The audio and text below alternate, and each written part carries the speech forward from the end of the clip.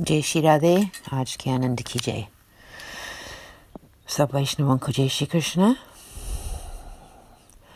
Varta number 228 on day number 226. The story of a Vaishnava from Gujarat who gave a secret donation. Bhav Prakash. This is a devotee of Rajasi disposition in the eternal Leela. His name is Dhara, who manifests from Chandrika and is thus a personification of her divine loving sentiment. He was born into a family of wealthy merchants in Gujarat. He split up from his parents when he was 20. Why? Because he and they were always in disagreement. When the parents died, he moved back into their home. Once, when Sri Gosaiji was travelling to Dwarkaji, he set up camp in that village. There it was that he caught sight of Sri Gosaiji and immediately wished to take refuge in him. He stood before Sri Gosaiji and supplicated him to accept him as a disciple.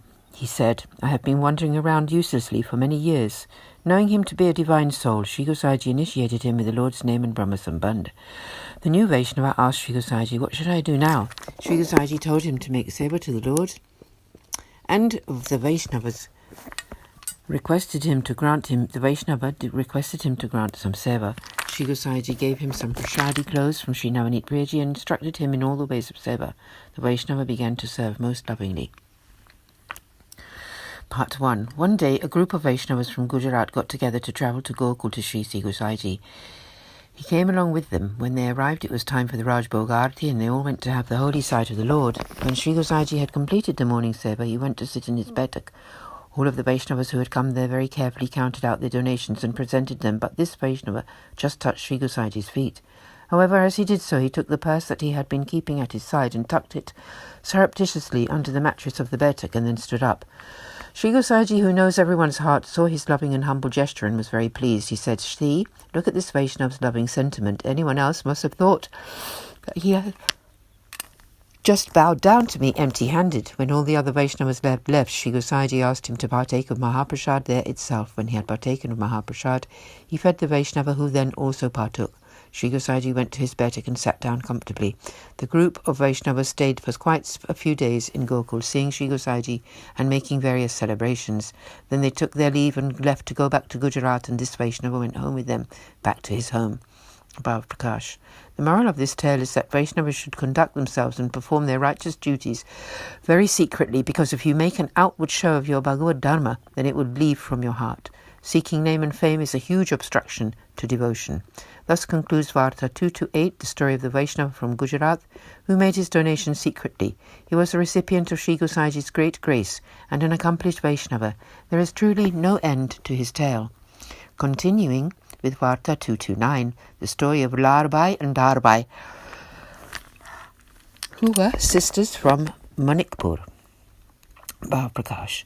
These two are devotees of Rajasi disposition. In the eternal Leela, their names are Mindura and Janaki. Mindura became Larbai, and Janaki became Darbai. They both manifest from Sheela and are thus personifications of her divine loving sentiment. They were born to a Kshatriya in Manikpur. From their very childhood, they both liked to listen to stories of the pastimes of the Lord. Their parents used to call Brahmins to their home to conduct divine discourse, and these two girls loved to sit and listen to them. Time passed and they became of marriageable age. They were then both married off to the Rajput chief of Sirohi. After some more years, when they had grown up, they travelled to Sri Jagannath Puri for the holy site of Sri Jagannathji. At that time, Sri Gosaiji was also there for the Lord's holy site. They caught sight of him and immediately took shelter in him. They were initiated with the Lord's name and Brahma Sambandha. He granted them the Swarupa of Sri Gopala Lalji for them to serve. They learnt all the ways of Seva and then returned home to their village. They made loving Seva. Their Rajput husband was a staunch Shiva worshipper. A Brahmin told him, "It is not appropriate for your wives to serve Lord Krishna as they do. It is the duty of a wife to serve their husband only." The king decided to kill off Larbai and Darbai.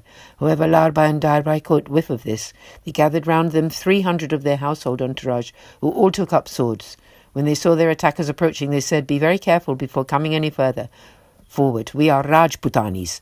Their opponents stopped in their track and went no further towards them. Larbai and Darbai had stood their ground.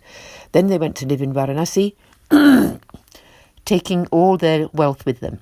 There they served their Sri Thakurji very nicely, and he granted them his direct experience. Part 1. Once Sri Gosaiji had come to Varanasi, Larbai and Darbai had the idea to please him by giving him a chariot all upholstered in velvet.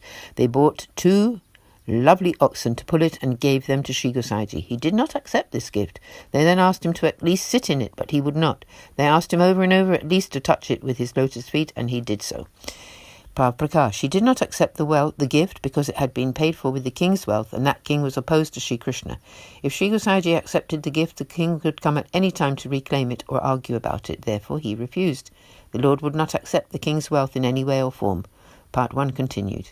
Sri Gosaiji travelled on to have the holy site of Sri Jagannathji. He stayed there for many days before moving on again and eventually returned to Gokul. Part 2. Once, Larbai and Darbai came to Gokul from Varanasi and donated 900,000 rupees to Sri Gosaiji. They requested him to accept the donation. He refused. The Vaishnavas there asked him just why he had refused, and he said that it was because the money had come from such an ungodly source. They tried to offer it to Sri Gokulnathji, but he also refused to take it. Without Sri Gokulnathji's permission, his temple manager took the wealth, he put it inside a wall and plastered over it, which hid it well. After some days, a barbarian warlord came to Sri Gokul, and all the inhabitants fled. The wall collapsed, broken by itself, and all the money was exposed, and the invaders took all of it. Bhav Prakash. The moral of this story is that the wealth of an ungodly king is not worthy to be accepted, and Vaishnavas should have nothing to do with it. It can only bring misfortune. Thus concludes Varta 229, the story of Larbai and Darbai, recipients of Sri Gosaiji's great grace and accomplished Vaishnavas. There is no end to their tale. Continuing on to Varta 230. The story of a king from Gujarat who had 4 sons, Bhav Prakash. This is a devotee of Tamasi disposition. In the eternal Leela, his name is Pipasa Devi, who manifests from Shila and is thus a personification of her divine loving sentiment. Part 1. A Brahmin Vaishnava lived in this king's village, who was Sri Gosaiji's disciple. He once asked the king, "O king, what do you most desire?" The king said, "I wish to have a son." The Brahmin Vaishnava said, "You will have 4 sons." He blessed the king and went home. 4 of the queens became pregnant and they all gave birth to sons. This story has already been told in Varta 93, the story of the man with 3 pots. After this, the king invited Sri Gosaiji to visit his village, and he became his disciple. Sri Gosaiji granted him some of the beloved Lord's prasadi cloth and taught him how to perform seva. The king had all his family members initiated. Then Sri Gosaiji left to return to Gokul. Sometime later, the king took all his family members and the Brahmin Vaishnava to Gokul. They had the holy site of the 7 Swarupas and took Sri Gosaiji's permission to go on Vraja Yatra. They had the holy site of Sri Govardhanaji. They gave generous donations there before returning to Gokul, where they stayed for some more days. Every day they made the seva of fanning Sri Gosaiji and celebrated in many ways with Sri Navanit Priyaji. In this way, the king's love for the Lord increased, and Sri Thakurji allowed him his direct experience. They took their leave of Sri Gosaiji before returning to their homes, and there continued to serve the Lord most lovingly. Whenever they had any doubts or questions, they always asked the Brahmin. Bhav Prakash. The moral of this story is that one should do as a Vaishnava wishes, for they are very capable, and their words should be known to be true. One should always associate with Vaishnavas. Thus concludes Varta 230, the story of the king from Gujarat who had 4 sons, who received Sri Gosaiji's great grace and was an accomplished Vaishnava. तो आज के आनंद की जय हो, सब वैष्णवों को जय श्री कृष्ण, सादर सप्रेम सानंद सदैन्य जय श्री कृष्ण, जय जय श्री राधे।